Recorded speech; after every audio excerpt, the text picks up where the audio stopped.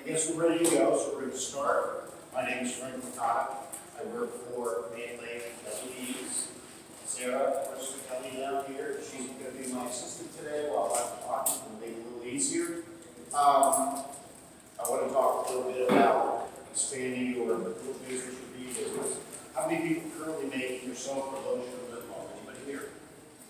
How many people have an interest in doing it? Very good. I always tell this little story. You might have to don't repeat this to the IRS. Anybody here with the IRS? Okay, good. I started beekeeping, back in a little after 2001, and I started with honey, and I was selling my honey, and I found that there's a certain clientele that wants honey. There's a certain clientele that doesn't necessarily want honey, but they are looking for something else. So I started experimenting and doing soap first, then I started doing lip balm, then I started doing lotion. I worked for 2 years to come up with a lotion recipe that I really like. And it must be good because we sell it all over the country. I can sold it internationally. And it's very easy to make. So I want to give you the basics of making lotion. And hopefully you will take it and go on and make your own. I was saying about the side business. I was doing fairly well with my honey. I started incorporating these other products into my business. And now I work full-time for it, like I said, mainly. My biggest year when I was really doing weekend shows and whatnot in supplying stores, on a part-time business, I grossed $75,000. I turned that business pretty much over to my daughter-in-law. This is her lotion, and she's doing a little bit better than that, working from home with her 2 little children.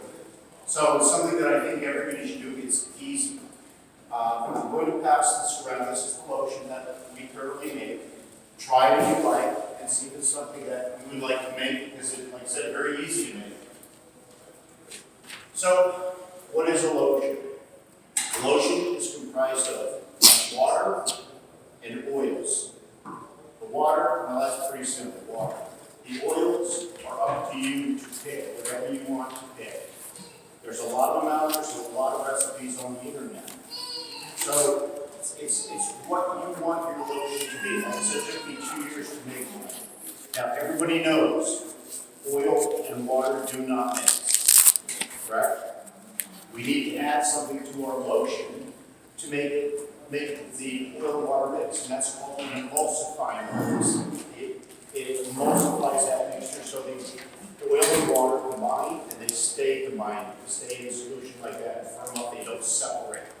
Now, with that said, I'm going to tell you, I made a slight mistake when I was bringing all my stuff here to do this today. I forgot my emulsifying wax. So we're going to make the lotion, but it's not going to stay together. That's why I have that sample that I'm sending around. That's what it should look like. So what do we do to make a nice honey lotion? I think on the paper it's got a general recipe for 100 ounces of lotion. It'll tell you 80% water, something like that. Very, very easy. But in a lotion, because we're using a lotion, because we're using water in our lotion, water will grow bacteria. So we also have to add a preservative to our lotion. There's a lot of different preservatives out there. Some of them are very natural. Grape seed extract is very natural. Most expensive is very natural. That is a non-chemical. Some of the other ones are chemical types. I use one called Optifen. Optifen is what they used to use in contact lens solution. I wanted to go with a very light, preservative. And I thought, well, if they're saying you can put this on your contact lens and put it in your eye, it must be, fine for lotions. And a lot of lotion makers use that. So what we're going to do is make ourselves a honey lotion. So we're going to heat our water up. We've got to get our ingredients warmed up. I bring them both the water portion and the oil portion. I usually get those each to about 160 degrees. Why do we do that? Well, for the water, what does 160 degrees do? Instant pasteurization at 160 degrees. So I want to pasteurize that water so no bacteria is in it. Bacteria doesn't normally grow in oils, but we want to bring it up to that temperature anyway because we're going to combine it with water. So we're going to get both of those. And Sarah's heating the water, and she's going to take one of our first ingredients, In this lotion, we're going to use cocoa butter as one of our ingredients. So that is a solid at the moment, cocoa butter. It's a brittle butter. She's going to put that in this pot and put it on the stove and warm it up until it's liquefied. Then we're going to add our other ingredients. I don't normally give my lotion recipe away because I did it once. Gave it to somebody with the promise. I was speaking at a club about an hour away from my house. And they wanted me to do this talk. And I said, it's fine. Do me a favor. Don't come up into my area and sell my lotion against me. They all said, no, we won't do that. 2 weeks later, one of the guys in the audience had his lotion half a mile from my house. So, I'm going to give it to you. Feel free to make it. Did everybody try that lotion? Did you like it? Yeah. Yeah. It's very easy to make. That lotion, if you buy in quantity, all these things that I'm showing you, you can make that including a container for about $1.50. I sell those for $8. And people that try to say, oh wow, this is too cheap, you're not charging enough for this. So obviously it's what your market will bear. But it's a big profit margin. In my book, all of these products that I talk about are a higher profit margin than our honey. I don't know, maybe some of you are making millions of dollars off your honey, you don't want to do this. I know I'm not. We're going to make this lotion. As soon as these things are melted, we'll combine them. I'll talk about the oils. In this one, we've got, in the top, we've got the cocoa butter. We're also, yes? No. Regular butter? No. No, that would make for a very greasy lotion. Yeah.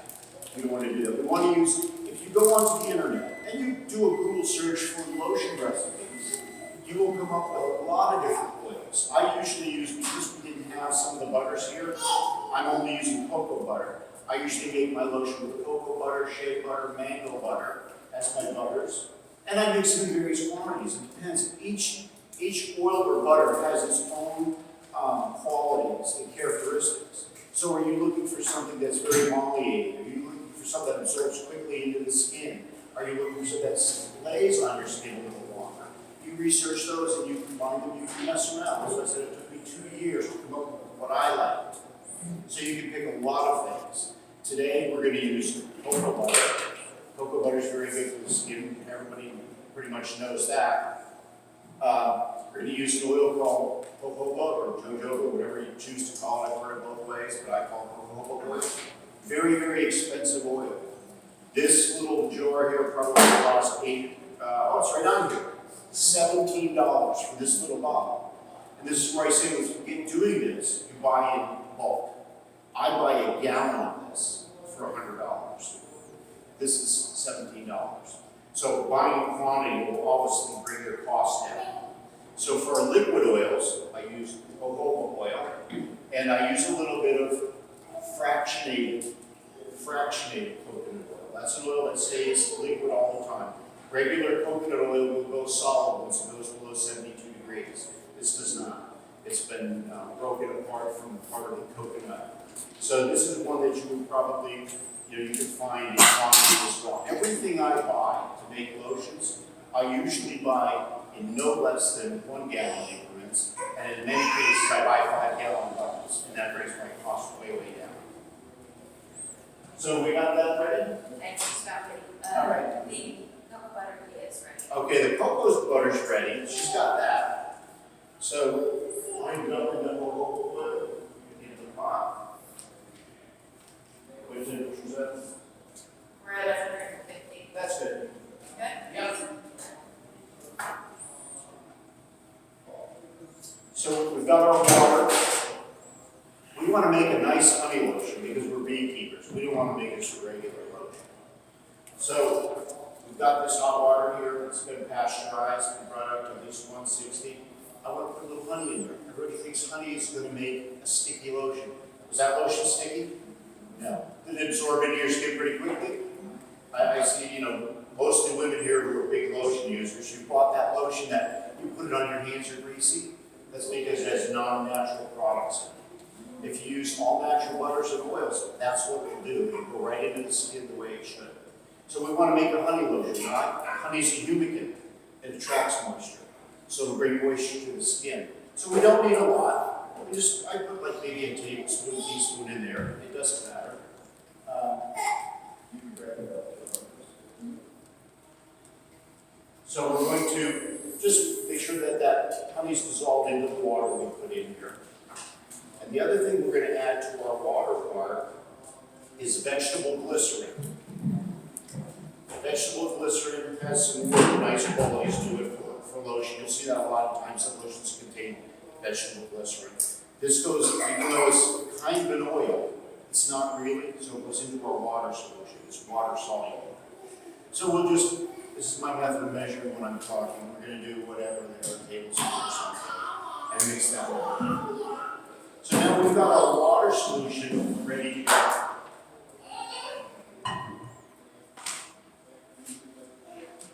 That is our fractionated coconut oil. So now to that pot, she's done the cocoa butter, she's added the jojoba oil, she's added the fractionated coconut oil.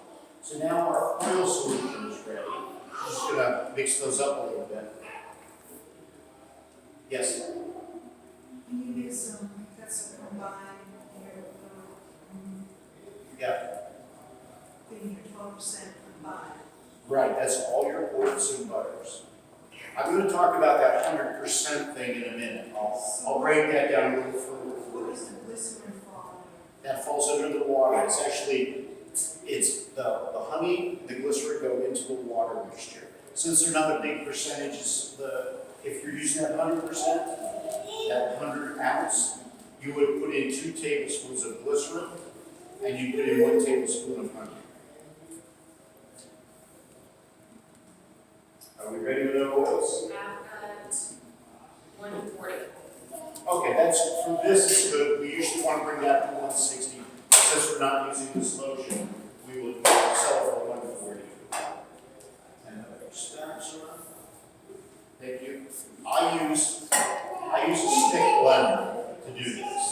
I'm using this today because I don't want to turn my back on you over there and stick blender over there. But we would pour this in here and use our stick blender. You know what we're going to have to say. I think we're going to have to, she can stick blend this. And it's not, unfortunately, it's not going to combine for us today. But that will turn white, it'll look just like whole milk. It turns very white. Now when we're doing that, I put it like that for about 2 to 3 minutes. That's it. So I'll blend this for 2 to 3 minutes to get it, completely mixed. And when I'm done with 2 to 3 minutes, the last 2 things I add are the preservative and the fragrance.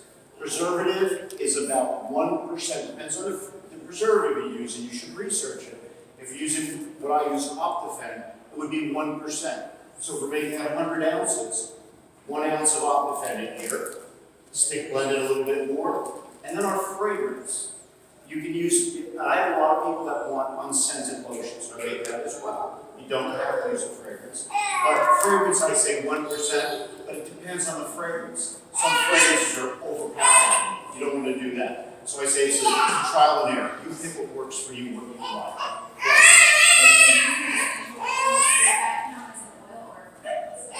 Well, it's a fragrance, an essential oil. It's a fragrance.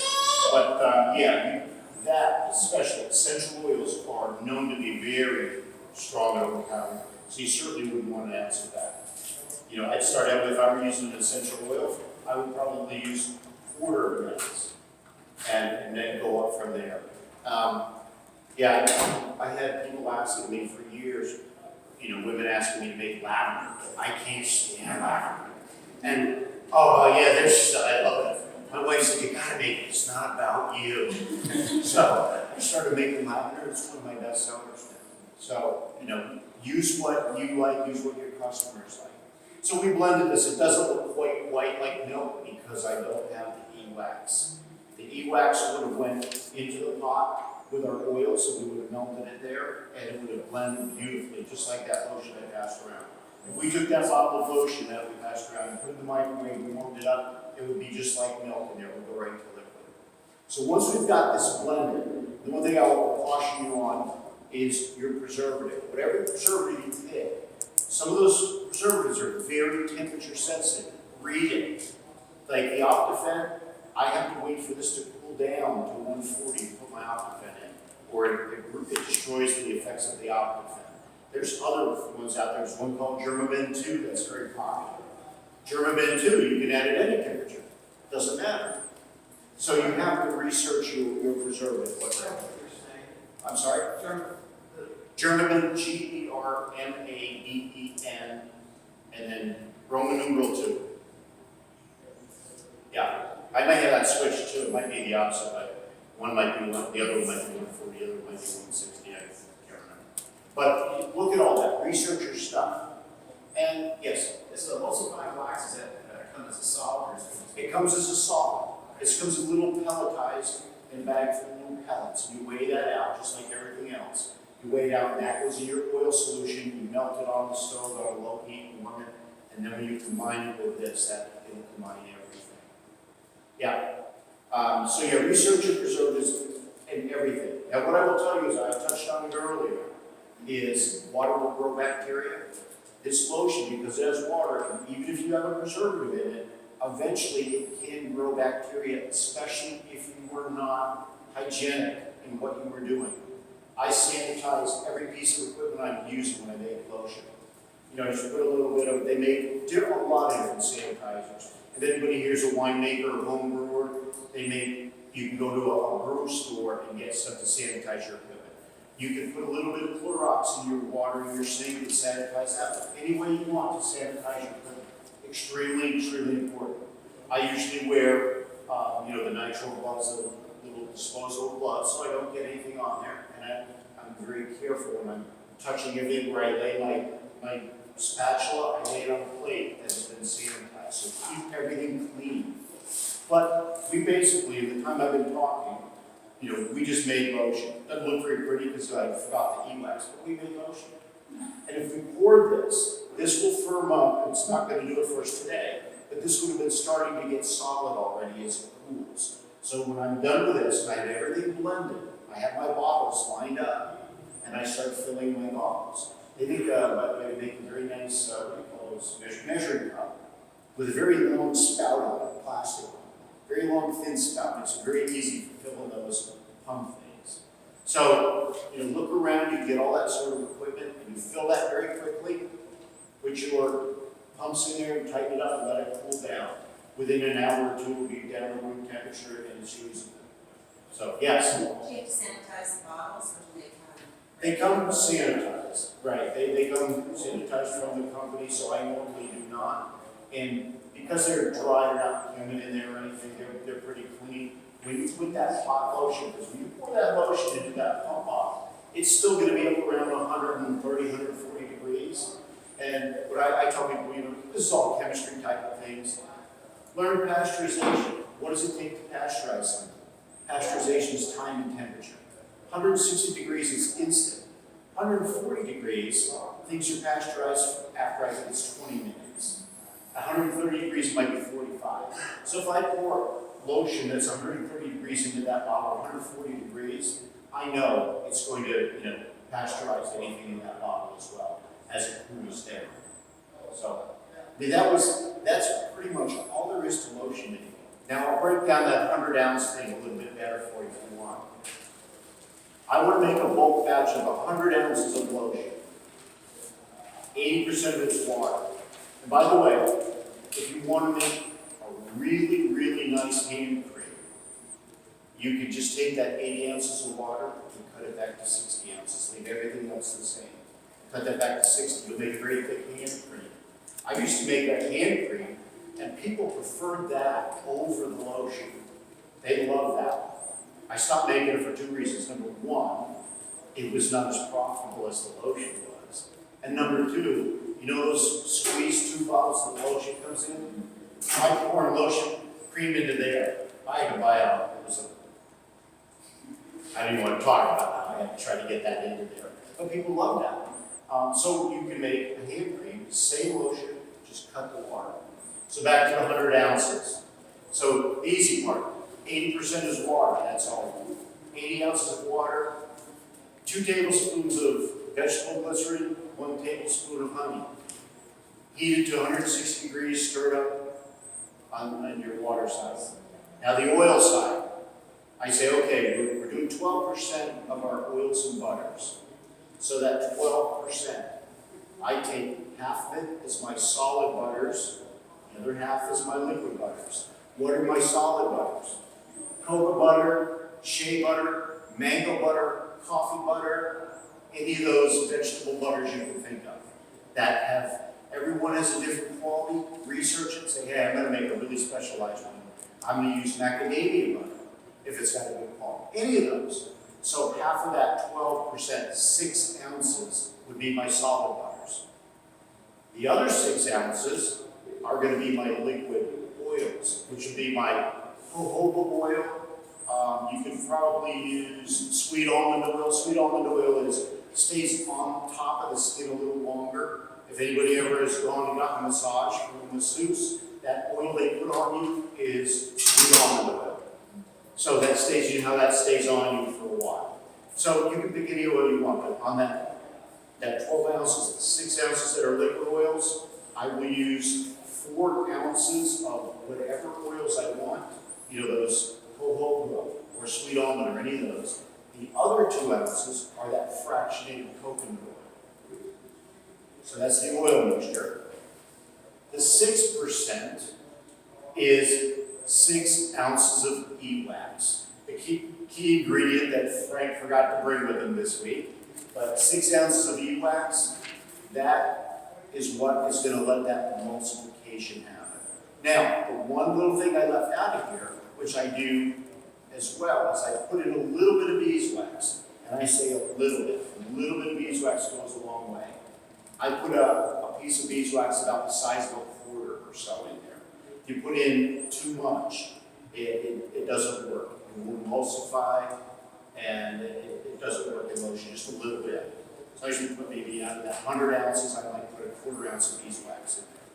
But on my label, it says contains beeswax because it does. So, very, very easy. Like I said, I started out making about 100 ounces at a time. And I got to the point where I was making 5 gallons at a time. Because, you know, obviously, it's more efficient to make more at one time than to make multiple batches. That's all there is to this. Like I said, if you try that lotion, all right, did anybody like that lotion? Yeah. Anybody not like it? If you raise your hand, you have to leave now. Right, it was a nice lotion. Very easy to make. If you buy in bulk, you can make that lotion in the bottle, $1.50, $1.75, depends on what you pay for your bottles and your labels and whatnot. And you're going to turn around and sell for $8. How cool is that? So, yes? What are some of the best places to get like empty bottles? Good question. For bottles, why get one in a place called SKS bottles or some SKS something like that bottles? I just always Google it every time I get them. The butters and oils, you can look at Brambleberry. You can look at Elements Bath and Body. This is brambleberry.com. Elementsbathandbody.com. Soapgoods.com. You go to Brambleberry. Brambleberry.com. Elementsbathandbody.com. I think it's Elements Bath and Body or Elements something. Soapgoods.com. There's one called Jedwards, J. Edwards, Jedwards. That's where I ended up, that was the last place I started getting my jojoba oil because I was paying almost $200 a gallon for it. And I found a direct importer at Jedwards where I was getting it for $100 a gallon. Jojoba oils are very, very expensive. It's very good quality. Very good stuff. So, all those places, and you can Google, if you Google lotion bottles, it'll come up with a bunch of them. And you just shop around. They'll have all kinds of pump styles, all kinds of bottles. That clear one that we passed around, that's the one my daughter-in-law and I both do this. We have separate businesses now where we both sell out of our own. She likes the clear bottle. I like the white bottle. I use a white lotion bottle. But you can pick any bottle you want, green, blue, whatever suits your fancy. If you're going to do this, make it your own. Don't use my bottle. Don't use my label. Make your own. Pick the bottle that you like. Make your label. So when people look at it, it's what's going to identify you to your future customers. That label, that bottle is what they're going to see. I have people come into different stores and shows. I've been in the store delivering when they walk in, they go, oh, there it is. That's the lotion I'm looking for, because they see my label. So, it's all about the presentation as well. Quality product presentation. And I always guarantee my products. I've told people, when they ask, because you'll get someone come to your table asking you a question, oh, is it really that good? Before they've tried it. I usually have my testers on the table, but occasionally I don't. And I always tell them, take it. If you take it home and don't say it's the best lotion you ever used, all you have to do is email me. I will send you your money back in the precious house and you keep the product. I've never let it return. Never. And so stand behind your products, because this is a business. And if you take this part, which we just talked about, the lotion, and you do the soap, and maybe you do the lip balm, and then you've got your honey as well, you can have a very nice business. And again, I don't do this, but just saying, it's a heavy cash business. So, yes. Me personally, I get my labels from a local place. I design my label, and I said, can you make labels for me? Yes. And they did it for me. And I think, as again, goes to quantity. Now with the lotion labels, I'll buy like 1,000 at a time, so my cost drops. So I maybe get them 8-9 cents a label. If I only bought 50 labels, they'd be about 20 cents a label. So again, quantity. Yes? Do you use distilled water? Good question. Do I use distilled water? It depends on your water quality. You may want to use that. You may want to use distilled. My water is very good, Ryan. It's not really hard, not a lot of calcium or anything in it. So I use my tap water when it pasteurized. Yeah. But you can use distilled water. But again, it's not that it's that expensive, but you're into that cost factor. Yes. I have a couple questions just to clarify some things that I missed. It sounds like you said that no matter what oils you're using, 2 ounces of it is always coconut oil. Yes, that's a good point. I said you can use whatever oils and butters you like. That 2 ounces of fractionated coconut oil stays there, because that has its own qualities for, not spreadability, I don't know what the right term is, but it's good for that. So yeah, leave that, don't substitute that 2 ounces of fractionated coconut oil. The 4 ounces of jojoba, certainly you can use a different oil for that. The butters are completely separate. Those are part of the oils. The butters are whatever you want them to be. And I encourage you to experiment. I always say, one of the things I did early on is I made all kinds of lotions. It took me 2 years. And I would make them. I'm lucky, I come from a big family. I have 3 sisters, I have 3 sister-in-laws, I have a daughter, I have nieces, and my mother and everybody. And I would give them to them. And I said, look, I'm not looking for a pat on the back. Give me honest feedback, because I want to make a good product. And they were all very honest with me, except for one person. One person lied every single time. No matter how bad it was, my mother would say, oh, it's really good for you. but everybody else was very honest. They said, well, I'm looking for this in lotion. So I just tweaked it and eventually came up with something really nice. Yes? I just trying to get a handle on the e-wax. What is e-wax? E-wax, it's the shortest e-wax. It's emulsifying wax. It's made from vegetables. It's a vegetable wax. So it's not a wax that you can take from your eye? No, it's not beeswax. No. Yeah, beeswax, you can use beeswax as an emulsifier, but to make it work, you have to add borax to the beeswax. Beeswax and borax, and I didn't want to get into that whole thing. So, being that e-wax, if it was unnatural, if it was a natural product, I may not use it. But e-wax is a vegetable wax. Yeah, so that's why I use that. So, any other questions on making lotions? I just had one more, sorry. You can have as many as you like. What was the name of the preservative that you had? It's grapefruit seed extract. Yeah, that's if you want to go 100% natural. Grapefruit seed extract, but that is very, very expensive. If you would, I don't use it if I were going to, because I occasionally do lose a sale here or there because somebody wants something 100% natural. Now, 100% natural means you can't use a fragrance that is a fragrance. You can use an essential oil, not a fragrance. and you can use a chemical preservative, you have to use that. So I do lose sales on that. And I'm willing to take that. I just don't want to spend that much money. If you're gonna do that, charge for it. Bump that up, because it is a 100% natural product if you do that. I have seen people that say they use no preservatives in their lotion. I absolutely don't believe that, because I've done tests where I did not use any, put it aside in those clear bottles, and it will get a mold layer growing on it after a period of time, a couple of months. Yes? If someone is allergic to nut oils, what would you suggest substituting for the almond oil?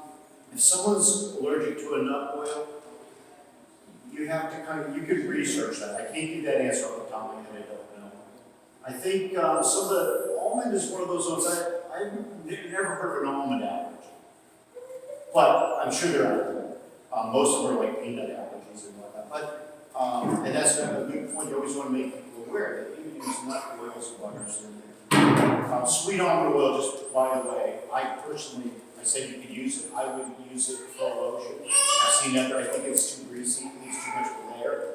Same thing with olive oil, some people use olive oil as their base oil for their lotions. And I think it's a bit, thick and sticky. I don't like olive oil as my base. But you can. And again, this goes back to, if you're going to experiment, you don't need to put preservative in it, right? You don't need to do that. You don't need to put the fragrance in, because you're experimenting with your own. You're going to use it very quickly, you're going to make a very small batch.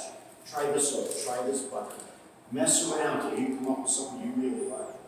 You can take what I just gave you, my recipe, and you can make it better. Highly doubtful, but you can try it. No, do it. Make it yours. Yes. I was just curious, I have a lot of lavender growing. How would I use that fresh lavender into something? I don't know how you use fresh. I think generally there's a process where I don't know if they steam it or press it to get the lavender out. You can do that. If that were me, I probably wouldn't do that with my lotion, but I would certainly do that with my son. Yes, I'd certainly do that with myself. Yes. How big are your test batches usually? Oh, just enough to get my mother to tell me it's great. Like 10 ounces? Yeah, I mean, I might do this much. I might not even do this much. I might not do that. How much is that? That actually we cut it in half. Quarter, so we did 25 ounces. Okay. Yeah. And then, I guess it's more like on the business side, like where you run into something that has an allergy or something like that. What do you put in place to protect yourself from? That's a good question, because when I did this, right, like the first thing I looked into was liability. And I incorporated it as an LLC. So I formed a little LLC called Bramble Ridge Honey Farm. And I got liability insurance. I have coverage for $1 million for liability per event, 2 per year. So $2 million a year coverage in total. And it cost me, before I added my buildings and all my equipment, my 1 pound honey is $5.50 in stores. I retail for $9. I sell for $5.50 to a store. The stores typically have $10.95, something like that. The soaps I sell for $3, they'll make them $5 to $6. The lotions I do for $4, I actually raise them to $4.50, and they do them for $8. Some people do it for $10. So you have to set a price that you're happy with getting at a wholesale level, and whatever that store gets for it, don't worry about it. Because sometimes you're going to go in there and say, "My God, they tripled what they're making with me." That's what it is. It's what it is. So we're going to talk about lip balm. I think you all have that sheet there. Lip balm is really easy. We make a pound of what I call base. Lip balm, we can have unflavored lip balm, or we can have the different flavors. It's not fragrances, it's fragrances and soap, fragrances and lotion, flavoring. Make sure you get the right stuff, flavoring for lip balm. So what I do, instead of making a little pot of cherry, a little pot of grape, a little pot of this, I make a big pot of what I call base. So we made one last night. That's our base. So what I would do is, we left it in there so we could show you, but what I typically do, I'll make a big pot of it, and I'll pour it into containers. So when I want to make raspberry, I know the weight of what I need. I will scoop that out on the scale, get the right weight, put it in the pot. She's going to reliquefy that, it won't take long. And then I could add my flavoring to that one. Now I've got my raspberry. I think a lot of you were in my lotion and soap classes. I think it's in the papers, but I forgot to say it all.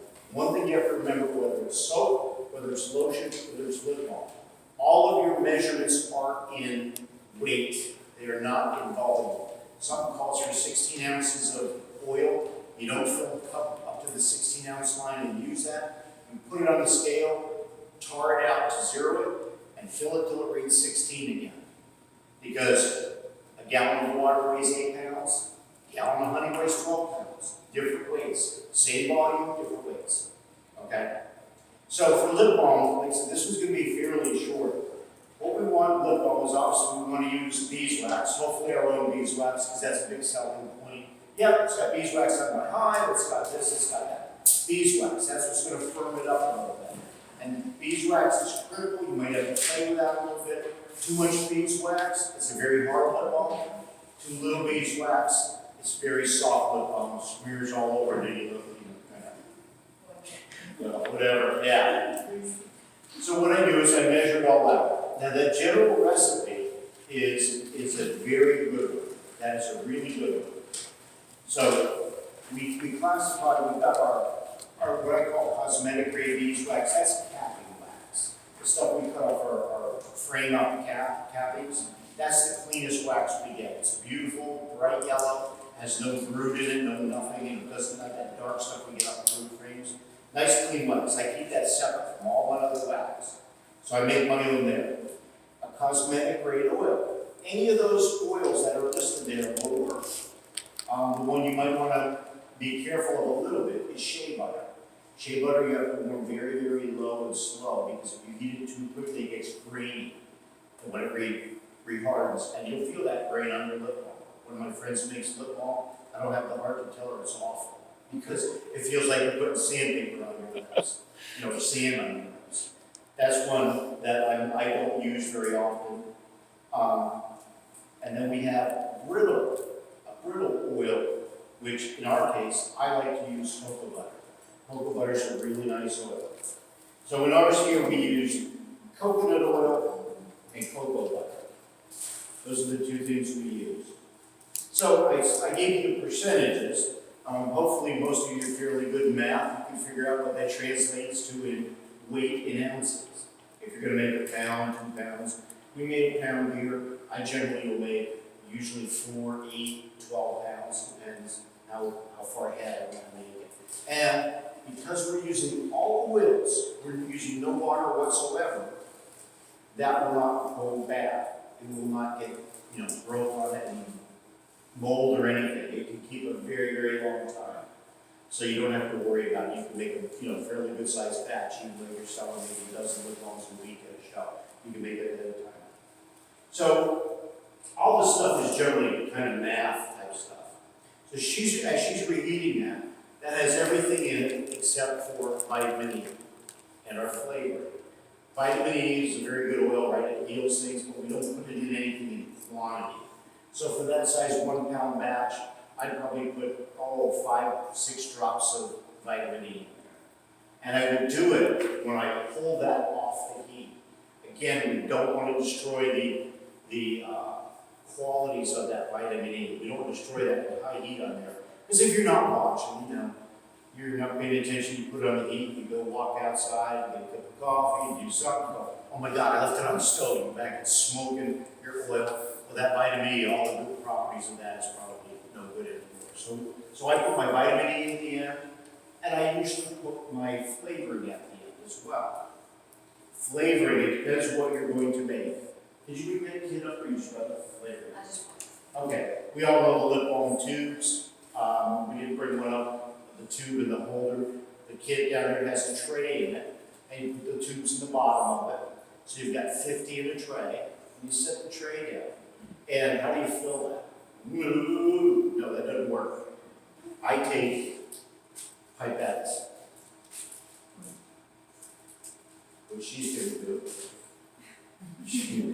I do this, but she's going to do it. I get these pipettes, they're very cheap, and I take this, I'll fill it, and I go down, when you fill a lip balm tube, don't fill the whole thing at once. Do about 6 or 7 out of this thing, a little bit in each one, and you can backfill it up, do the rest. Because as you fill it, if you fill it to the top, and you say, oh, that's full, okay, I'll go to the next one. As you do that, that starts to cool. It's going to concave down, and it'll make a small hole in the center. Very unattractive, right? You want your product to look nice when people open it up, nice flat. So I gradually fill each one a little bit, and as you're going to the next ones, this was cooling and contracting, so the next time you come, you put more on top of it. You don't want to be slow, so there's a separation. You want to keep going. So this was still liquid, but it's not super hot like it is. And don't heat it too hot. The key to this is to find the right temperature where it just stays liquid. You know, it's on the verge of getting that solid color, that darkening. That's the best way to work with that. You get less shrinkage when you do that way. So I just go down and I fill them all like that.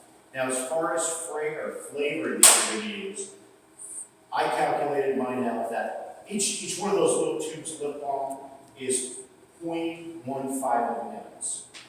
I figure for each tube, right, the little tubes, I need 1 drop of flavor. So if I weigh that out, if I started from my base and put it on whatever in my bowl to weigh it out, once I got that weight, I would divide that by 0.15. Whatever that number comes up, that's how many drops of flavoring I got to put in that pot. Okay? Now, I have seen people advertise honey lip balm. Has anybody ever seen honey lip balm? Yeah, I don't know if that works. If anybody here's done it, tell me. I tried it. The honey eventually separates out from the wax, and you got lots of honey in your lip balm.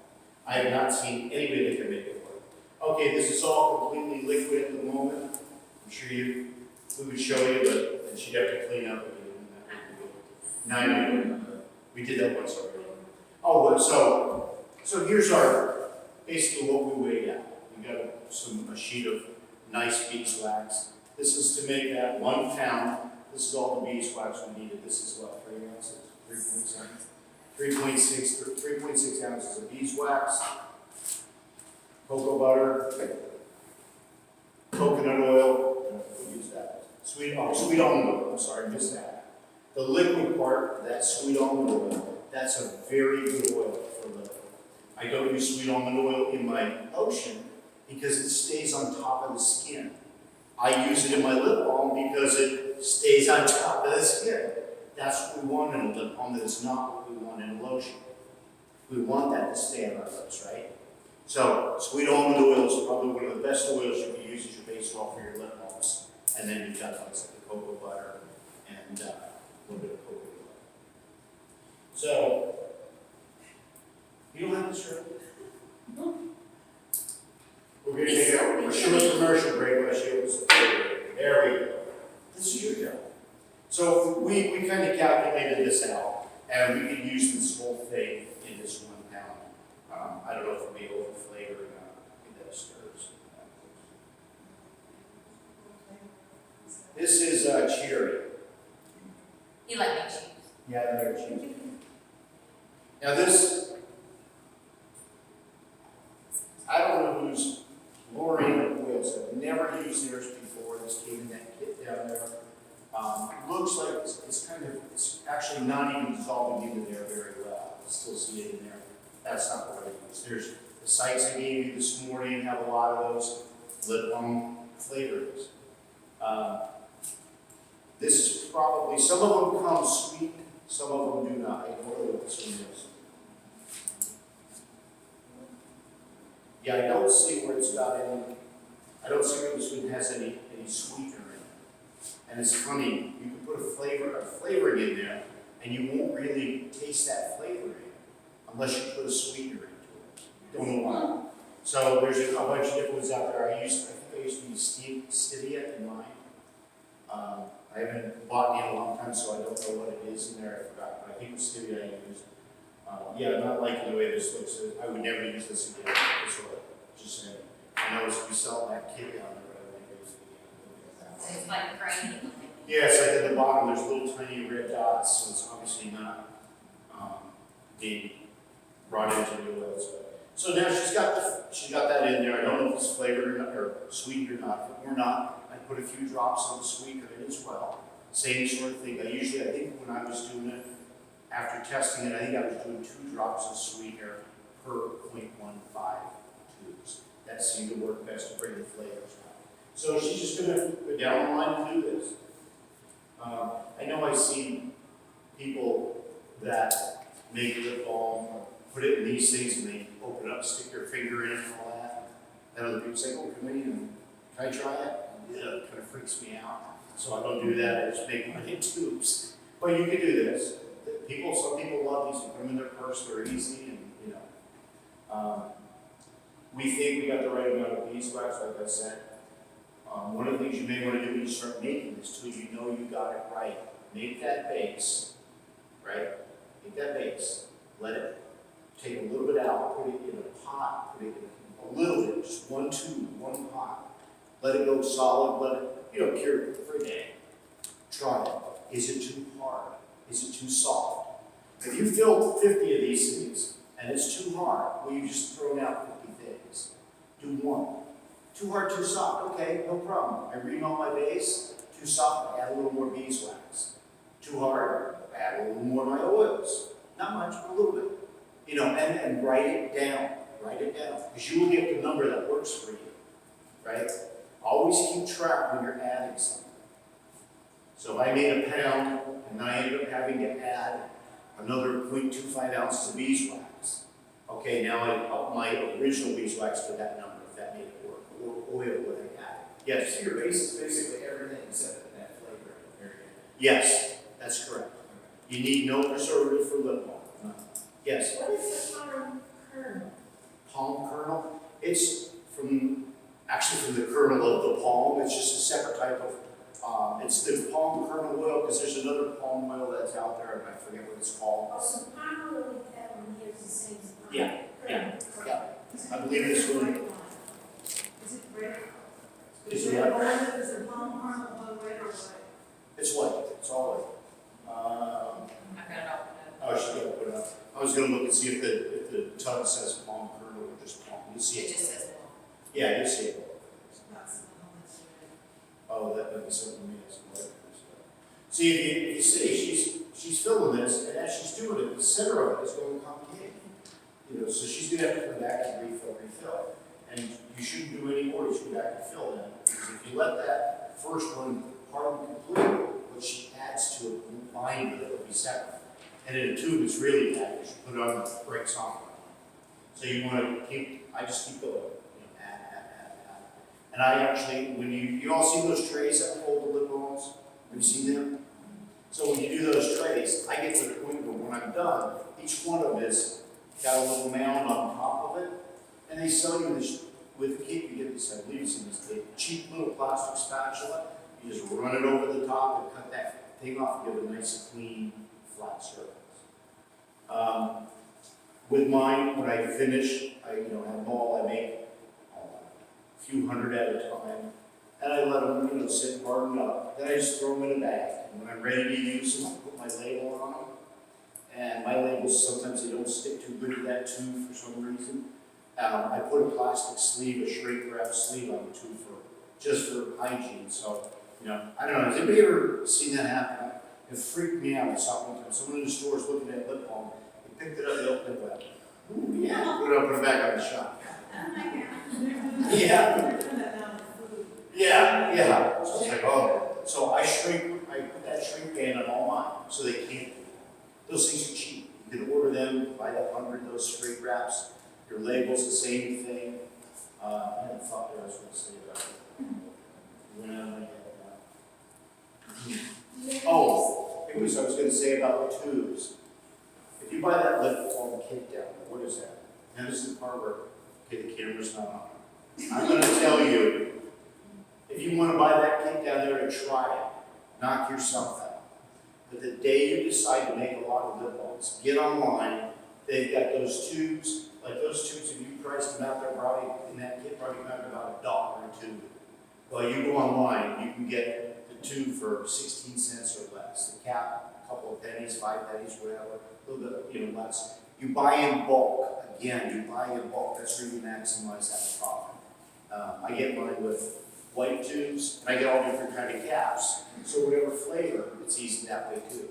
You know, so I know if someone wants a raspberry, I know it's that blue cap over there, you know, black raspberry, that blue cap. So just things like that. Buy everything in bulk. I said it with the soap, I said it with the lotion. I'm saying it now. If you're gonna do it, buy in bulk. And I tell this story, and I swear to God, it's a true story. I usually tell it when I do the whole product all at once. My wife, when I first started keeping bees, I got really, really into it. And I was, you know, every week I'd get a new box from me, like full of equipment, and she'd get matched up. She had a pet name, like I always, what was the pet name? Oh, the pet name she used to call me was, "You and your stupid bees." So that was, you know, no more bees, but I can get bees. And in the meantime, I'm starting to do farmers markets. And she didn't want to do any, didn't want any part of the bees. One day she decides to go to a farmer's market with me. We're driving home, she gets the money back out, she starts counting. She's in the passenger seat, and I see her count. She gets to $500, and she goes, "We need more bees." True story, absolute true story. So, I mean, as you can see, there's nothing to this. She's, oh, nice job. She needs work on filling this, but that's. Yes, I do. Yeah. Like you could, I mean, that's all there is to this. So, this is probably the simplest thing you can make.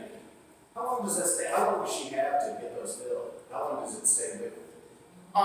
It's hers is, if you came up, you come up and look, it's starting to get cloudy. Yeah, around the Around the edge, just start to harden up. So she can take a break actually, put it back on the heat for a minute, you know, and it'll take no time at all, because that's probably hot. She could put it, oh, see, she wasn't working quick enough, she's filled all this. Yeah. And this is actually a little too cool at the moment, it's not hot, you're just having trouble. But you'll know, I work in my kitchen next to the stove, so as it starts doing that, and actually, I usually work over there and leave it on the stove. I turn the burner off, but just that residual heat keeps that way. If I need to reheat it, I'll put it on high really quick just to heat that burner itself up, shut it right off, and it's enough to keep that liquid again. Yes? Okay, she asked me some cleanup for all three. Each one of them has some, everything is fat. So how does that affect that little tool? Which How tool? do you- That, whatever, hand blender. Oh, that tool. That's, you know, Yeah. the wax in there and all that oil, does it bob it down? Nope. Put it Nope, in they some hot clean, water? they clean right up. Like a Dawn dishwashing detergent. Well, the soap, And that hot water. with soap. Well, now you have soap on there. Okay. That hardens up, it's soap, it just washes right off. But the lotion, it doesn't get too oily because you put that water in there. And so it rinses right off. You just take your dishwasher, the sponge, the dish detergent, wash it up. And it's clean with that is another time ago. But the biggest pain in the neck cleanup is the bowls for the soap. Did you wash that? Yes. Oh, how was it?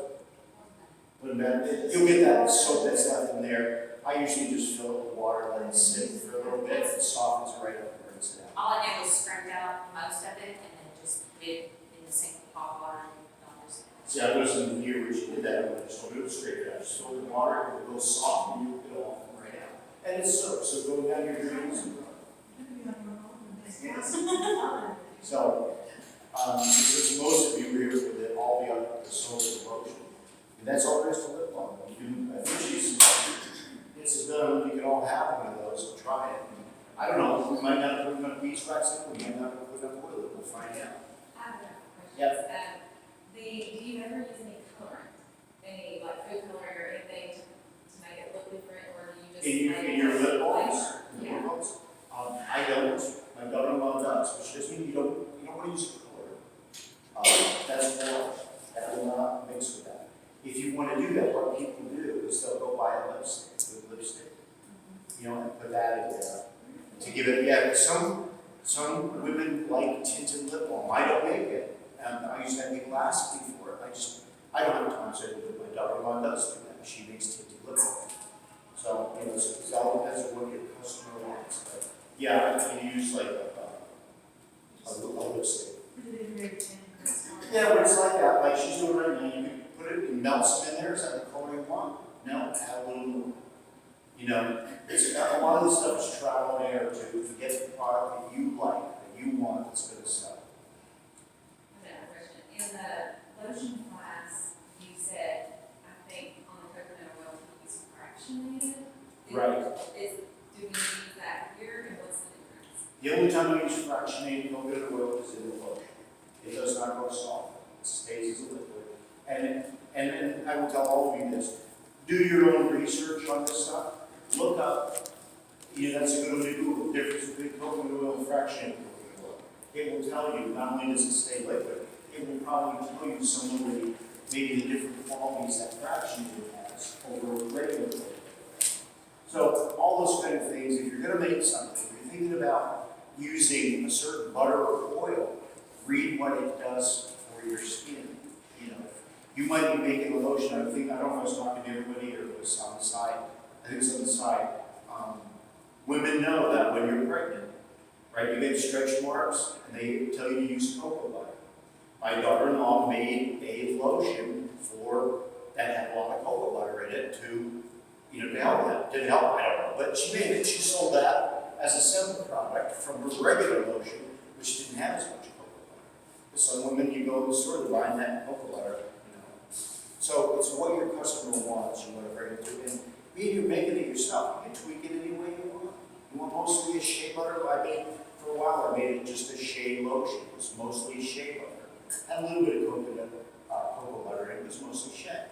It had a whole different quality to it than the cocoa butter lotion, cocoa and mango butter lotion.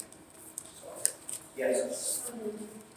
Shea butter you sell in there, like by the shea butter? I think they didn't have shea butter. Cocoa butter? Yeah. It says deodorized. Right. What is that? What do you deodorize? Deodorized? Where does cocoa butter come from? Cocoa. Is the cow plant? It smells like chocolate. So that's the same that you would use to make. If you want your lotion to smell like chocolate, go ahead. It's got a fairly strong chocolate smell to it. I don't like it like that. So I always use deodorized. Okay. So, but you can use regular. I just prefer not to because obviously then if you do put a fragrance, it will interfere with your fragrance. But if you want it completely non-fragrance, you can probably use that as well. Yeah, chocolate peppermint, there you go. Saves you putting chocolate. So like I said, all of this, to me, it all fits together. The soap, the lotion, the lip balm. Because if you're going to do this, have a full array of products. The one that I don't make, that my daughter makes, is she makes a soap, it's a sugar soap scrub. And to me, it's kind of ridiculous. I would never do it. I said, let me try it. And I took one of hers. It was great. You took this stuff, you put it here, and also you get all that all over. And I thought, wow, that's fantastic stuff. She makes that, and then it's a high profit margin. You look at your profit margins on everything, and you can do really, really well. I couldn't believe it. I'd probably gotten at least 10 people into this business doing this. And they're all saying, oh my God, had I known it was this easy, I would have done it 30 years ago. But,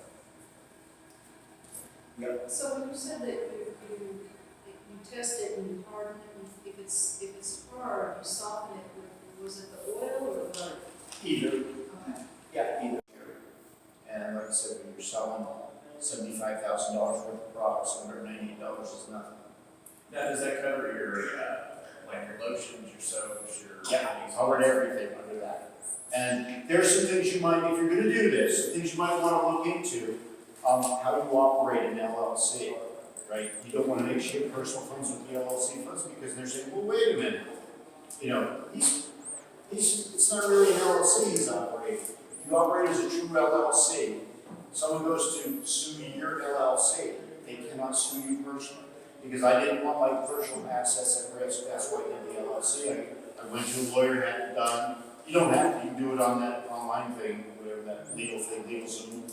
How specific are you on the labels as far as ingredients? Yeah, you know what? I don't listen to the government very often. The government requires that you label everything by a scientific name. So if, in our lotion, one thing I don't know, I think it's in the paper, I didn't mention it up here. I put tocopherol in here. Anybody know what tocopherol is? Sure you do. It's vitamin E. I'm supposed to legally put tocopherol on the label. I'm not doing that. Because everybody's going to come to me and go, what's this tocopherol? Is this going to kill me? But if I put vitamin E, which what it is, they go, oh, it's got vitamin E in it. So you are supposed to list every ingredient, yes, and list it in the order of what quantity it's in there. That's why you look at lotion first and you see the water, right? And by the way, if you look at any of those good lotions out there in the commercial market, and you start reading the ingredients, if they say it's a jojoba lotion, you read, you get near the bottom before you find jojoba. So they don't put hardly any of the good ingredients. So you get vitamin E? Yeah, I used to have, those little vitamin E capsules, the round ones. I used to, just squeeze one of them in that 100-ounce, or a couple of them in that 100-ounce. Now, because they're expensive that way, you can buy an 8-ounce bottle of vitamin E, and it will last a very, very long time, make a lot of lotion. And it's much cheaper than buying those little capsules. Well, that you're squeezing it in the final thing. You can put it in your oils, but heat, when you're putting heat on these things, it damages them. It does do some damage to the oils and butters. That vitamin E has those good properties, those healing properties. I want to keep that as close to cool as I can. So just before I get ready, when I'm done with everything else, it's usually the last thing.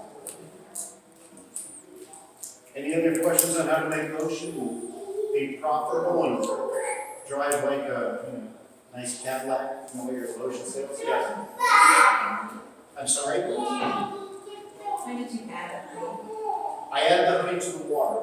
And You can do it either before or after. If you got the water at 160 degrees, it's going to pasteurize that honey as well.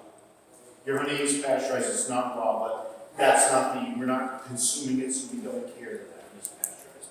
Not like we want to eat raw honey. So, yeah, you can do it before, you do it after, whatever you like. It doesn't matter.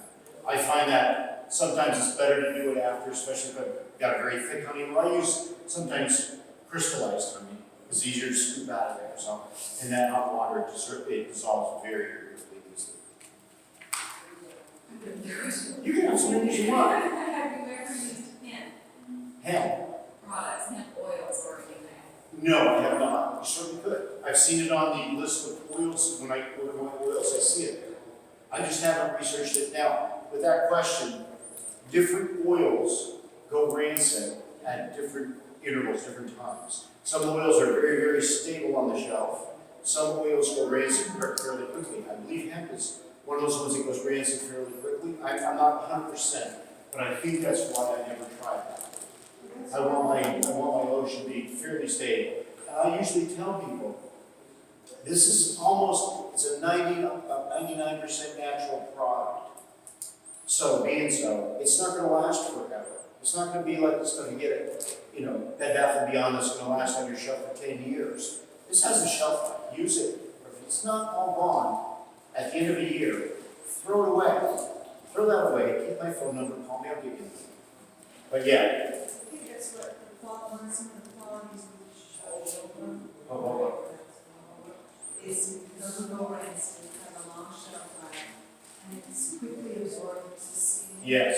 without that oily. Right. All those butters and oils in this lotion, I picked for the way they absorb. I don't like that greasy feeling after you put a lotion on, you can't get out of the bathroom, you're locked in there, kind of use your hands or something. I like to, something you put it on, it's gone. If you I was going to tell you when you did it, time yourself. Within 30 seconds, that's absorbed into your skin. Your hands are not greasy. Yes. Do you put an expiration on your bottles? I have. I haven't lately, but I used to. Yes. You usually do it like a year? Yeah, I always tell people, you know what, use it because a year from now I'm going to tell you to throw it out. It's a fairly natural product. And most people, you'll find nowadays, it's different. These farmers markets and the place you're going to sell it, that's what they're looking for. In the old days, it doesn't last more than a year, I'm not buying that. Now they say, oh, only last year, I buy it because it's natural. That's what they're looking for. So you just tell them, this is not something that's going to sit on your shelf for years. Use it or lose it. What size is that one? Sorry? Yeah, it's got a 6, 4 ounce, 8 ounce. What about them? How many ounces is it? Oh, these are about 4 ounces. And you said you sell that size bottle for $8. No, that was the lotion I passed around, back there. What do you sell that for? These are what I used to make the lotion. Oh, so These are the sample, these are the, okay, that's the smallest size you sell then? that is, and again, 8 ounces? that's an 8 ounce bottle. So $1 an ounce. Yeah. This, by the way, you asked about the labels. I said I have mine made for me. If you look at this label, my daughter-in-law makes this herself. She designed this and she prints it on her printer. She makes her own labels. So you can do as much of this as you want. You know, I factor 2 things: cost and time. My time has a value to it, so I don't have the time to do that. She actually wants to print my labels when she's busy with kids. So I have some stuff like the labels I farm out. The others should do themselves. Yes. So getting back to the liability insurance, have we had anyone file a claim? Never. No. People are generally good. They're not looking for that. No one's ever got that. You sell it to them with a smile, you back it up 100%, and people aren't going to look to come at you. I've never had an issue with that. So. Just a side question on the insurance. And I'm an LLC, and I want to get liability insurance as well for any, whatever. Does that liability insurance cover all your products? Would that cover me for my own production as well? Well, that you have to talk to your insurance man about, because it's not your honey products, they're okay with that. Well, actually, I take that back. Some insurance companies walk about honey because of that silly government thing that says do not feed to children under 1 year of age. That spooked the insurance companies, right? Because, I mean, why do we say that? Because of the botulism spores. The botulism spores that are in honey that we build immunity to. No child has ever died from eating honey. Got botulism from honey, but they put it out there. So now the insurance companies get They had no problem. The insurance company had no problem insuring me for my lotion, soap, lip balm, all of that stuff, my equipment, everything. Even the liability for people coming on my property with my honeybees, no problem. The children under 1 year of age, that's food. So my first insurance company wouldn't do it. My second one said, oh yeah, they will do that. So now it's coming around again, full circle, where they're willing to do it. And there are insurance companies out there that specialize in farmers insurance. And I believe if you look in either Bee Culture or American Beekeeper magazine in the back, I think there's some ads for insurance companies that work with beekeepers and beekeeper farms. But they don't separate it as far as like, No. this stuff would fall under like cosmetics. No. And your honey would be under. No, and you're not ruled by the government either as far as cosmetics. If you make a claim, if I said, you use my lotion, it's going to cure stupidity. But I made a medical claim. The government's going to come after me. But if I just say, no, this is lotion, I don't make any specific claims, then you don't have to do anything. It's not considered a cosmetic. Okay, so the definition of cosmetic would be something that. Like some claim where yeah. That gets regulated by the And FDA. if you say it's gonna cure your wrinkles, then. Yeah, right. I think come up to me, will it cure like my eczema? And I say, I have no clue. I have people that buy it because they tell me it absolutely helps. Those natural oils help their eczema. But I'm not going to tell you it does because I don't know. So what do you say? You just say this is a lotion, buy it. I said, what do I generally say? Truthfully, my wife hates it. She says, oh, you're so honest. Because I say, they come up to your table and they say, oh, this is my lotion. There's the testers. Try it. And I said, it's the best lotion you will ever try. I said, you don't have to buy it. You don't have to buy it. Just try it. I love people to try my lotion. And of course, we feel guilty to try it. Oh, and then they buy it. And I have people that come back to I do different shows all the time. And there's some that are once a year. One of my girls is doing Apple Fest today. And there are people there that will come every year to get more lotion. I got your lotion here last year. Couldn't wait to come. I was hoping you were there. You build this clientele. And now I've had, I have people come to my table that have little stores, and they buy it. And the next thing you know, they call me and say, we'd like to carry your lotion in our store. So I wholesale it to them, let them make some profit, I make some profit. So, we do probably, between my daughter-in-law and I, we probably do over 10,000 bottles of lotion a year. So, Back to another question, I noticed there was a barcode on that bottle. there's a barcode on that because my daughter-in-law, who's doing this full time, me and Lake, was looking for a lotion supplier. And I said, submit your stuff. I'm not telling you you're with me. You submit it, because I work there. You submit them, send them the samples. And they picked hers. So, as part of selling to that company, she had to use a barcode. What's the process as far as going, how do you get a barcode? I haven't got a clue. Apparently it's easy, but I haven't got a clue. Mine doesn't have a barcode, it just says ink bottles. So, yes. So what is your kind of niche? You can't say, oh, I've got a natural lotion, right? You can't say that. And I can't say 100% natural. I will say like 99, 98% natural. If I use half an ounce of fragrance, half an ounce of preservative, then I'll say it's 99% natural. do you call it a honey lotion or what? I do call it honey lotion. Because it's got honey in it. I call my soap, what I'm doing later today, I call that honey soap because I have honey in my soap. Yeah. That's time up. Our time is up. We got a few soap makers that's really good. This is kind of a tie into the previous talk on lotions. It's all part of that, adding to your business, your honey business, having more products to sell. Soap is another really good one. Very easy to make, very profitable. Again, it goes back to buying in bulk. And it's, all about the ingredients and how you do it, where you pick them, and get your best pricing. I currently have mine down so I can make fragrance and everything. I can make a bar of soap for $1, and I sell them for $5. So that, again, a very high profit. You said you do soap. What do you sell your soap? What's your cost? Well, I don't get to buy it more. okay. Well, you'll get it. Right? What size oils do you buy it? At the most, 7,000. Okay. Yeah. So she's buying basically a gallon of each type of oil every time I'm buying a 5-gallon bottles, and that's really costly and expensive. So we're going to talk about soap, though. What is soap? What is soap? Soap is the product of a chemical reaction. The chemical reaction we're doing is we're going to take something that's acidic, and we're going to combine it with something that's alkaline and cause a chemical reaction. What are the acids? The acids are fats and oils that we use. Those are acids. Our alkaline is lye. Right? Regular lye is not Drano. Don't use Drano to make soap. Please get that rid of continually. Soap making lye that you can buy. We've got some up here that when I'm using red something or other. But you can buy that. I don't buy that. I buy in bulk in 5-gallon buckets again because you need the quantity. So what we do is we're going to mix our lye, crystallized lye with water to get into a solution.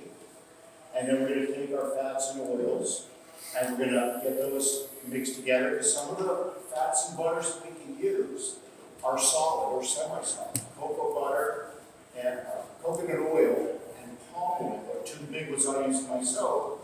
Those are usually solid at room temperature. They start to liquefy. I think coconut oil is about 72 degrees or so, the same with palm oil. But you're making it in a cooler environment, it's going to be solid. You have to liquefy it. And we want to get it up to temperature for our chemical reaction anyway.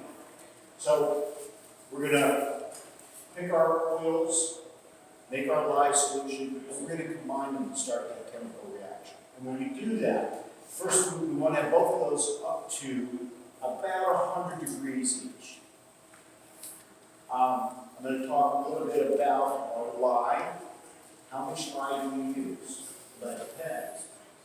Lye is one of those things, right? We all know lye is very caustic. But, you think about it, it's very caustic. It burns your skin. And we're using it to make this beautiful soap. Why? Because we're going through that process called saponification, that chemical reaction.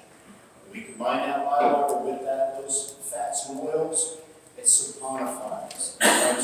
So, the stuff you're currently buying in the grocery store that they call soap is not soap, it's detergent. It is not a soap. Soap is made by that chemical reaction, that is soap. Now, when you say, do I need a recipe, how do I learn how to make it? There's a lot of soap books out there, there's a lot of online resources, there's these called soap calculators and lye calculators, whatever they call it. It's on the websites of some of the vendors. Why is that important? We are doing this balance of our acids, our fats and oils, balancing them with the amount of alkaline we're mixing into it. If we don't get that right, we are going to have a soap that's either mushy, never gets hard, it's just a pile of mush that we can't use, or we're going to get a very hard bar soap that is very caustic to our skin. That's no good either. We want it, so all of that lye is saponified, combined and neutralized by all of those oils. We want that mixture right.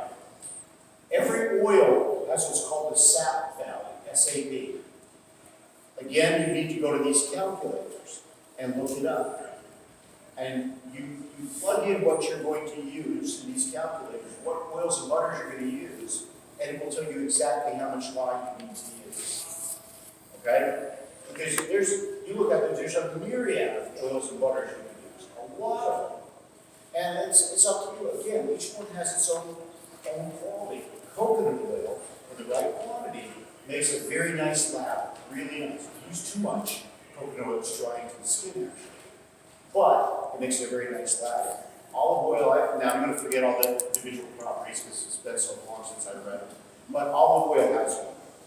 Palm oil has one. Castor oil has one. I think castor oil is that makes very large bubbles. So when I was going to make my soap, I know I wanted to make X number of ounces. Off the top of my head, it's probably on that here. I don't know how many ounces we're making total, like 120, somewhere around there. So I wanted to make 120 ounces. So I kind of calculated, okay, let's plug in this calculator X amount of coconut oil, palm oil. Olive oil is generally our biggest one. Plug that in. And I tweaked it a little bit until I got the oils I wanted. That worked. I got my first recipe, which is the one I'm pretty much using to this day, out of the Soap Maker's Handbook. It was the basic soap recipe. And I make very, very plain soap. If you want to see what you can do with soap, I'll prefer to get back to my daughter-in-law. Go to her Facebook page or her website. Facebook, one of them two. It's Mountain Ridge Farms, PA. It's in Pennsylvania, PA. Mountain Ridge Farm, PA. If you find her stuff and look at what she does, she's an artist of her soap.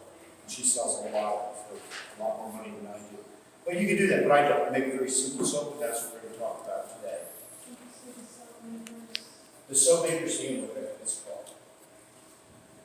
So, to make soap, we want to cause this chemical reaction. Now, I said we have to balance it so all of the alkaline is eaten up by all of the oils, and all of the oils is eaten up by all of the alkaline, and that's not quite true.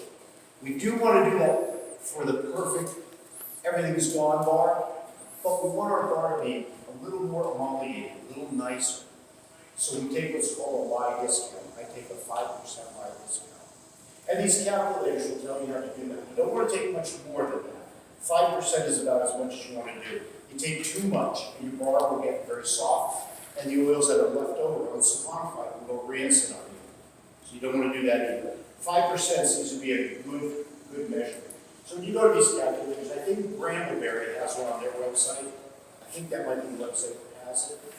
Or Google lye or soap makers calculator, and you'll come up with it. And they have on what discount you want to take. So we want to make this really nice bar soap that feels good, lathers, easy peasy. First thing we do is we make our lye solution. Oh, she got it over here. She's too fast. So we have this red crown lye. It's crystalline, right? This stuff is very dangerous stuff. You have to be very careful. This will burn you if you get it out of you. If you get it in your eyes, it can cause permanent eye damage. So we have, which I didn't put on, but we have safety glasses, and I recommend you wear rubber gloves. I think she has them in there. So what we did is I poured this crystalline in, I poured it into a styrofoam cup. Dry, it won't do anything. Pretty if you got it on you, but it won't do anything. Dry is pretty much stable. We're going to mix it with this water. So when we did this, you always, and there's a certain point you have to remember. When you're mixing lye and water, always lye into water, not water into lye. If you do lye into water, it will not splash. If you do water into lye, you're liable to splash it on you or something else. If you splash it on you, you'll rinse it off. But anyway, so we did that. When we dumped that, room temperature water, room temperature crystallized lye, we dumped it in there, that immediately went to 160 degrees. And it gave off these fumes that are not very great to breathe. So when I do this, I usually put it in another room today, just put it in the sink over there, mix it up, walk over here. Within a minute or so, those fumes are gone, it's fine. But we put it over there, we made this early, we didn't do it now, because it has to cool down, it was 160 degrees. We need to mix this at 100 degrees. Did you measure that? Yes, it's actually 100. I'm good. 100 degrees now, and this, what is this one? Oh, yeah, Mike read that. So, Yeah. so this is ready for us, our lye is ready. In here, in this bowl, we've already poured our liquid oils, the stuff that was already liquid. And what was liquid was our olive oil, our castor oil, and our coconut oil. Now I see that. Oh, now she's done the castor oil. Yeah. Okay, now we're in it. This, our palm oil, is semi-solid. It's not fully solid. Sometimes it'll be really solid. This is not, but it's not liquid either. So she's going to put that in, and she's going to microwave it. She's going to keep checking it. So we want to mix this fairly quickly, like I just sit around. So she's going to keep checking it as we go. She's going to get that very close to 100 degrees, where that palm oil is now turned to liquid as well. At that point, we're going to have our lye solution, and we're going to have our oil solution. Now we want to make honey soap. So how do we make honey soap? This lye solution, we said in the recipe there, I think this is something like 20 ounces of water, right? 24 ounces of cold water. Does it say put 4 ounces out for the honey or not? I I didn't don't think think it does. No, maybe they were on.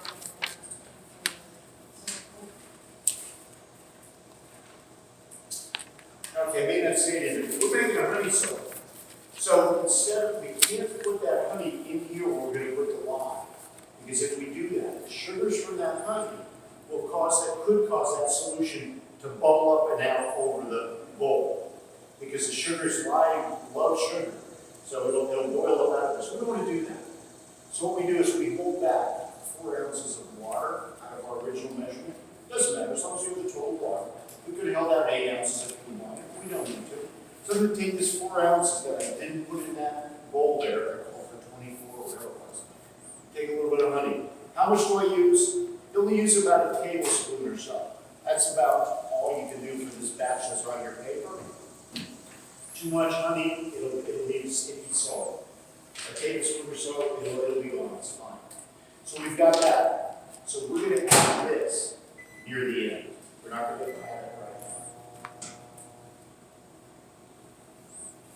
now. I wish we had a board that we could run over here. Maybe we'll put it over there before, since we're not doing it. Yeah, okay. So, all right, we're waiting here. No, so we're just now heating that oil solution up to get to about 100 degrees and have it all done. What we're going to do at that point is we're going to take our stick blender, we're going to pour the lye solution into the oils and start stick blending. We're going to add that extra 4 ounces of the honey as well and start stick blending. Now this is the tricky part about making soap. Anybody that's made soap before, how many of you have done the hand stirring thing? So you stir and stir and stir. How long does it take you?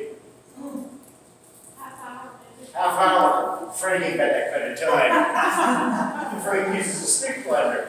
Stick blender 2 minutes.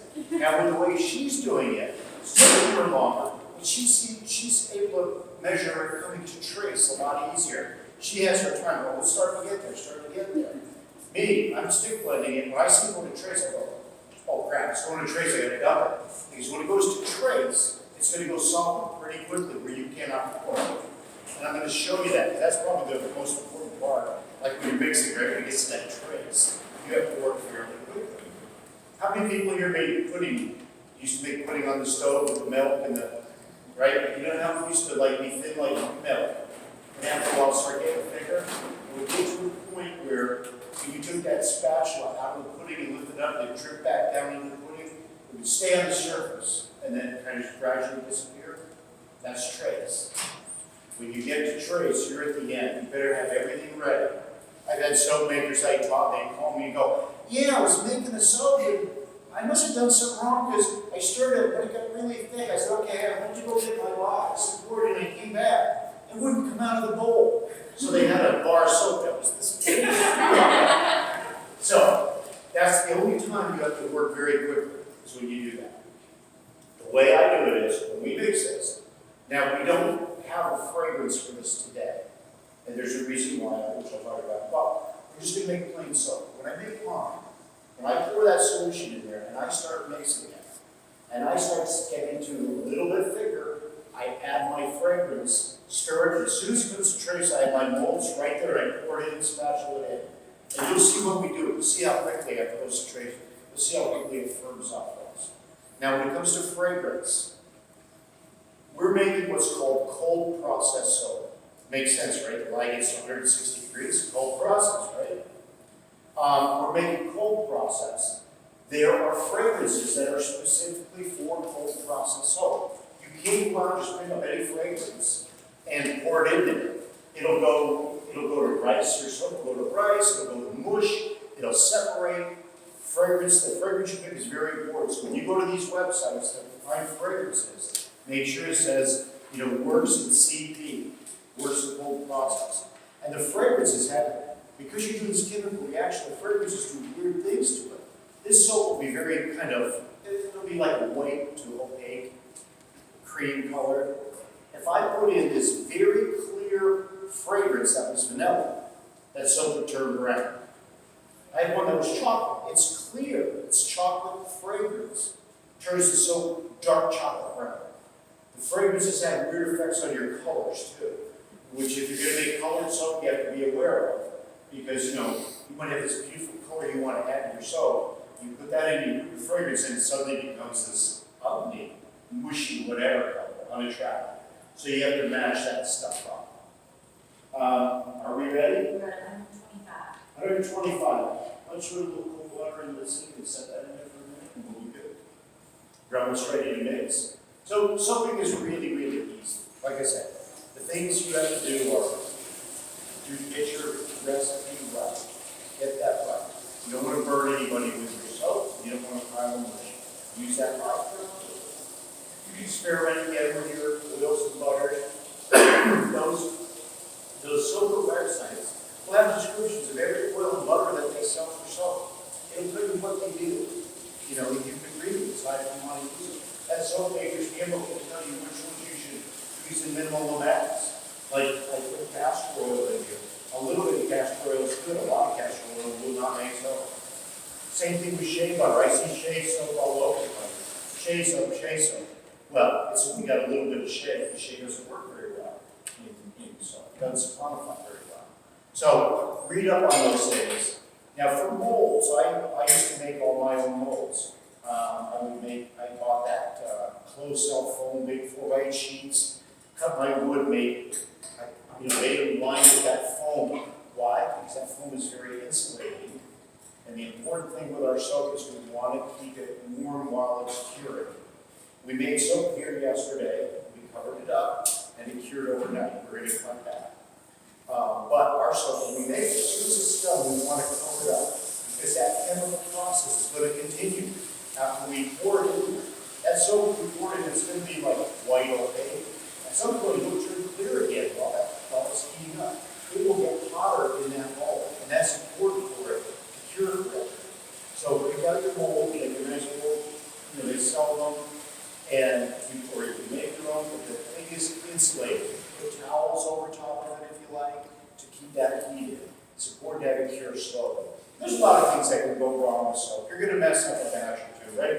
You ever mess up a batch of soap? You ever mess up, right? Not uncommon. And it's no big deal, you just go on, figure out what you messed up and go on and do it again. Soap, again, is a highly, highly profitable thing for your farmer's market. You know, if you do it right, you're gonna make up to 40% profit. It's going up, yeah, I think we could probably do it. I think we'll take a chance.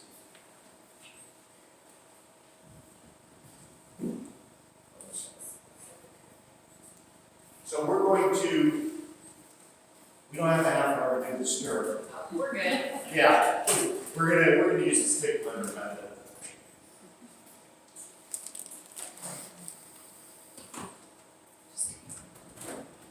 All right, so this bowl, we combine all those oils, right? We microwave it to liquefy our palm oil. In this one, we've got our lye. If we have fragrance, I usually use, I think we put them away a little. I usually get those glass shot glasses that I use for my fragrances. In a full batch of soap, I usually use normally about 4 ounces of fragrance. But again, this is the one I would use right here, because that's it holds about 4 ounces. And that's about how much fragrance I would use, because some of the fragrances, and that's something you have to experiment with, some of them hold really well in soap, others do not. They'll put them in and within a week you can't smell anything. And fragrances are a strange thing in general. There's fragrances that I can smell in that soap, like, oh yeah, I smell them. Someone picks it up and they go, I don't smell anything. Yeah, it's weird. What's that? What is it? Okay. Can you see that? Okay, so we've got our lye water. That's honey, you got it. The honey is mixed with a little bit of water and lye, or No, just water. just plain water. Water we held back from this original water of lye. We could add a little too much water if we wanted, but it just takes longer for that soap to dry out. Now, when this chemical process is going on, this saponification, in the first 2 days, about 85 to 90% of the lye is saponified out. But during this soap, once we cut it, we're going to let it cure for like 3 weeks to let the rest of it saponify out, as well as some of that water to dry out there. Well, when we cut the soap, it'll be a little sticky, a little wet, but we leave it sit for a while, a couple of weeks, it'll cure out, it'll dry out, and it'll last a lot longer. If you use a very young soap, it's fine, but it won't last very long. You know, you don't want a customer buying a bar of soap from me today and it's gone by the time they shower tonight and they won't come back. All right, so feel free if you want to stand up and come and see this. If you're going to come see it, don't dawdle because this will be over before you know.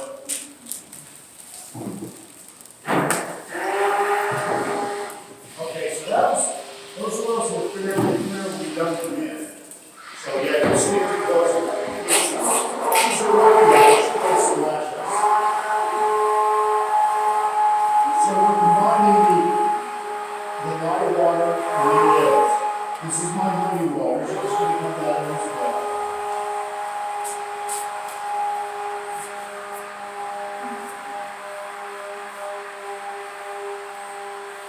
Lift it up and show them how it's lift up, show them how liquid it still is. Is it going to trace yet? Not quite. It's getting there, not quite.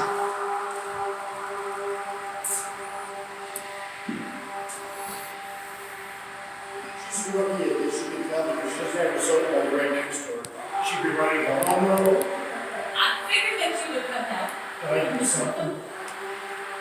And that's her trace, so that's going to go. See how thick that is? So she's going to have to work pretty quick. This is your case. I did yours. Is that insulating material, the white? No, that's just wax. That's freezer paper to keep that soap from sticking to this wood mold. This, to me, this was a mold that we got these from Russian Balm. I'm not a fan of the wood molds myself. A lot of people use them, they're fine. I just don't think they insulate quite as much. And they're harder to get the soap out. That's why the freezer paper is there. What do you Sorry. prefer? Pardon? What do you prefer? I prefer to make my own. No. Oh, so the. Molds, yes. Like I said, I got that. You know those noodles that kids wear in the pool? That foam is called closed cell foam. You can buy, like Uline sells it, you can buy a 4x8 sheet of it, it's expensive. 2 sheets, 2 4x8 sheets are $100. But I made like 20 molds out of that. And and it was easy, because I made it aside, it's all thin foam, it insulated, went over the top, like we had the top made for this, she got it right there. That's gonna give us some insulating value, not a ton, but it's still good. And so she's gonna put that, because if we left it open like this would form a powdery, it'd have a powdery surface when it cured. There's nothing wrong with that, it's just very unattractive when you're trying to sell it. So she's gonna put that in there, push it down, to get a nice flat surface on there. Yeah, that was a silver. So we didn't put any color in this, color we want to add when we were stirring it up. We didn't put any fragrance, but we would have done it when she first, we would let her stick blend for a couple of seconds, added the fragrance, and then continue to stick blend. Because some of the fragrances, as soon as you pour it in, that soap goes to trace as well. So you have to learn about what you're doing with your stuff. So this is going to cure overnight. Now, when we make soap like this, there's a time when it's cuttable. That time period is about 18 to 24 hours. If you try to cut it before that, it's too soft. If you try to cut it after that, it's too hard. We don't have the proper cutting stuff with us today, so we're gonna This was hack that. yesterday. We made this yesterday, about this time yesterday, I think, somewhere around there. So she's gonna take that out of the mold. So again, this is not fully saponified, it's still a little bit soft, so we can cut it. When we cut this,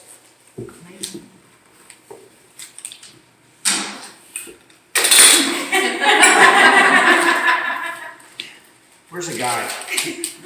I want to break this. Yeah, well, this is another reason why I don't like wooden molds. I don't want to break it.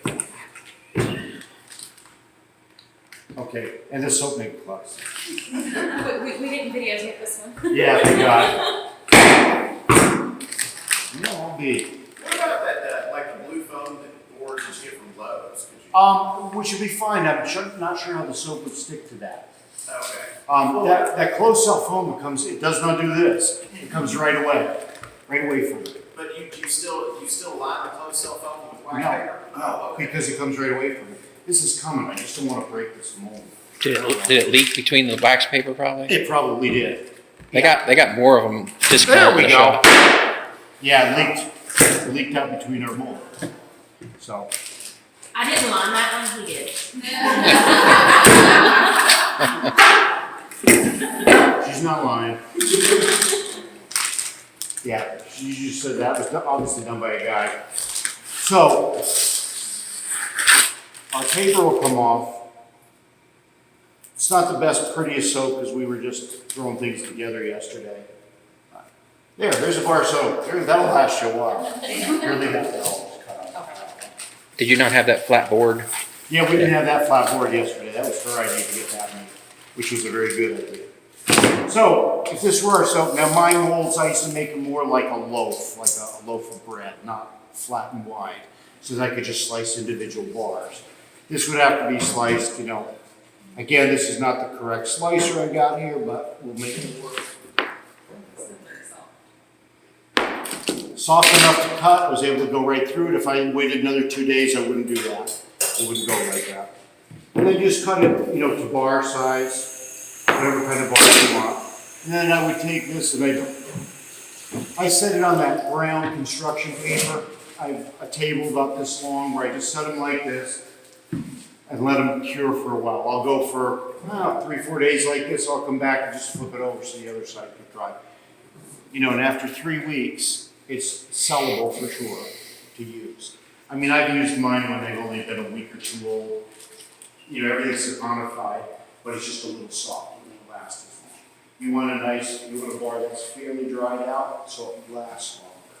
Yeah. During the dry period, are you doing this like in your house, in an unheated building, or what kind of temperature? It's not so much temperature as it is humidity. Be careful with your humidity. I do it in the house. Okay. I have a room in the house that's the soap cures in. So I do it there. The only thing, like I said, you have to worry about is in summertime, it's very humid, that soap will get moisture all over, and which is not good for it. So if I have that issue, if I'm not running the air conditioning, which, usually will dehumidify your house, I'm not running air conditioning, in that room I have a dehumidifier building. So, but that's basically all there is to soap making. You can cut away. If you guys wanna soak, you're welcome to have one of these and try it, leave it cure for a week or two.